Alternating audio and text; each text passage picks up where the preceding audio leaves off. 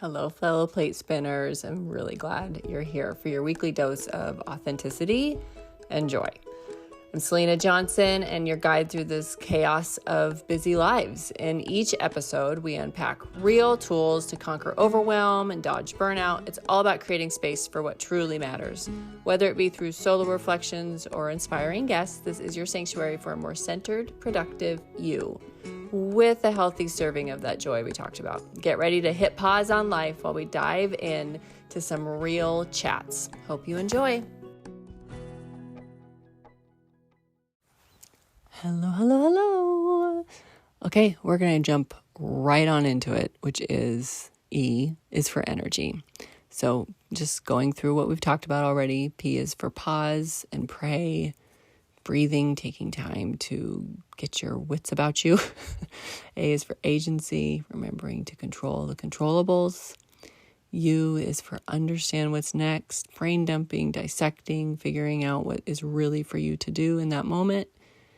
S is for set expectations, so having clarity with yourself and with others on what the plan is. And E is for energy. It's, of course, my favorite. And this is not woo-woo energy. This is when you come into a state of overwhelm, when you leave it, you should be leaving different than you came into it.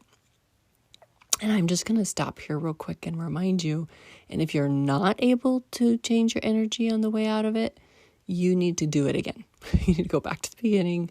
You need to pause, remind yourself what you have control over, go through your list again, set expectations or remind yourself of the expectations and shift your energy. So this is the deal.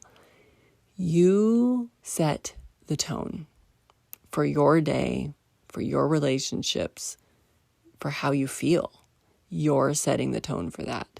And when we are in a state of overwhelm, I have shared with you already some of my cues are when I'm short with people or my response is a little bit snippy. I feel, my chest is tight. I feel all these things. And it's because I'm not in control of my feelings in that moment. When you leave a state of overwhelm, your energy should be night and day difference, in my opinion. It should affect you. If it doesn't affect you, you haven't worked through the process. You're still there. One of the things that I think this is probably the time to talk about is when I went through and have gone through and still sometimes have come up my states of overwhelm or burnout, I used to think it was everything else and everyone else, and it was my circumstances that were causing me to feel the way that I was feeling. But it's simply not true. Joy is there to grab despite the circumstances, right? And if joy is there to grab despite the circumstances, then it's up to me to shift my perception of what's really going on. The whole pause process is supposed to help you take a step back. It's supposed to help you really see the situation for what it is and to be able to come out of that with new intention and new energy. And so I want to remind you that there are some things that you can do that will help with that. And one of the things that I recommend the very most, because it's the thing that I do every time and it really does the trick, is gratitude. And so we're going to talk a little bit about how I do that for myself and how I encourage others to, because I do believe that when you come from a place of gratitude, it's impossible to be annoyed. I don't think they coexist. So let's talk about what that process looks like. So gratitude for me is really a state of mind, a state of being. It's not just being thankful, but it's like feeling it deep. So what I love to do is take a deep breath in that moment when I'm going to kind of shift my energy. And I've gone through this whole process. I've gotten to the point where I can think straight. You know what I'm saying? And I will close my eyes. I will take a deep breath. Maybe a few of them. Go back to that pause part of the piece. And then I will think of 3 things that I'm grateful for. And they have to be specific. That's the key. As specific as you can get.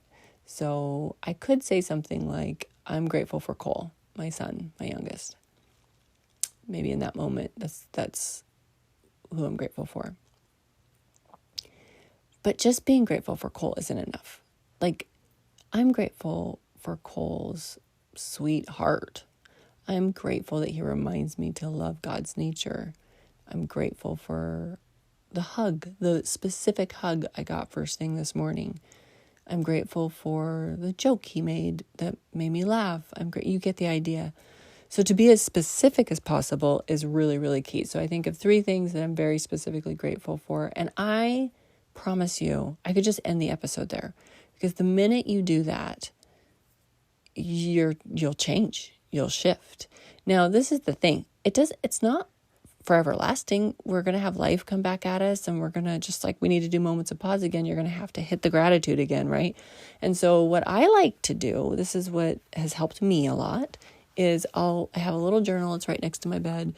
I would love to say that I journal every day. I don't, guys. It's been a lifelong, I'm just going to stop apologizing to my journal every time I go into it, because I'll go 2 years without a journal entry. So it's not like I do that all the time. But what I have changed and do is I will put next to the bed a journal, just a sheet of paper, whatever. It's just for you to get it out. And I keep track of 3 things I'm grateful for every night. So when I go to bed, I just get it out and I write in it.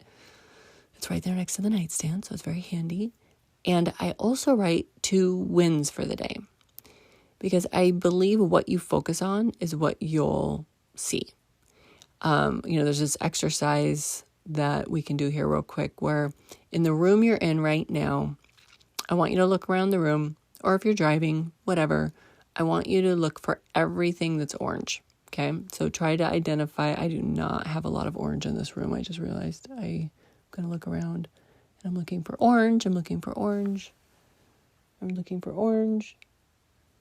Note to self, I don't own any orange clothing. Looking for orange, okay? All right, so you've looked around, you've looked for orange things. You probably have a number in your head. Now, I want you to tell me the number of everything you saw that was blue without looking. You don't have a number in your head, because it's not what you were looking for. You were looking for orange. So what we focus on is where we will spend our energy. And it's as simple as that. If I am focused on being everything and everyone else and the circumstances, and I'm focused on this laundry list of things to do, and I'm focused on this and that, and how that one person talked to me, or how that email I perceived, and all that good stuff, right? If I focus on that, that is where I will spend my energy. Bottom line. But if I focus on the things I'm grateful for, the things that I will say are wins in the day, the things that have brought me joy, the things that have made me laugh, all of those things at any point throughout the day, if I'm focused on those things, I will see those things. I am going to be controversial here and tell you I do not watch the news. I don't think it's that controversial. I don't think a lot of us do anymore. I don't watch the news, and it is for this exact reason. It's not because I don't want to know what's going on in the world. It's not because I don't think that we have things we need to be concerned with and praying for and aware of. I do. But I want to choose when I go look at those things. I do not want the list of things that are going wrong in the world to be the thing that I'm focusing my energy and time on. The fact is it takes, did you know, just as much energy to look at it from a positive perspective as it does to look at it from a negative perspective. In fact, I would say looking at it from a positive perspective is going to be what gives you life. Looking at anything from a negative perspective is going to be what depletes you. And I think one of the things when I'm working with people in this area, or when I hear from you guys, I know one of the things is that it's hard to let that stuff go because it's still there, right? That is a challenge, and I understand. So let's say that you have a relationship and this person is always X, Y, and Z. We talked about in the letter A, we don't have control over that person. but I sure have control over how I feel going into that relationship or how I feel in the world. And I may not be able to change that person, but I really can change how I feel and how I want to set boundaries, or how I want to engage, right? Or how I don't want to engage. That is what's going to shift my energy over the long term. And I'll tell you, it's true. I'm known for, I guess, joy. I'm known for my positive, excitable energy. And although I think this is truly who I've been at the core my whole life, I went through years of thinking that if I acknowledged all the beautiful, great things, wonderful things that are going in the world, it would diminish the things that are negative going on in the world. And I don't want to always be Pollyanna and rainbows and sunshine, because I do think there are some hard things we work through. Boy, do I know that there are hard things we work through.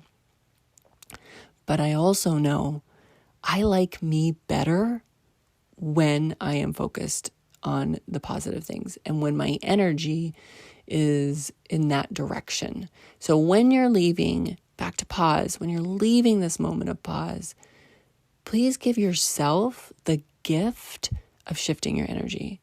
So, it could be that your child isn't doing what you've been asking them to do a million times, and you've stepped away at this point to go have a moment of pause because you're like, I've got all these other things to do. They're not listening to me. I'm frustrated. Da, da, da, da.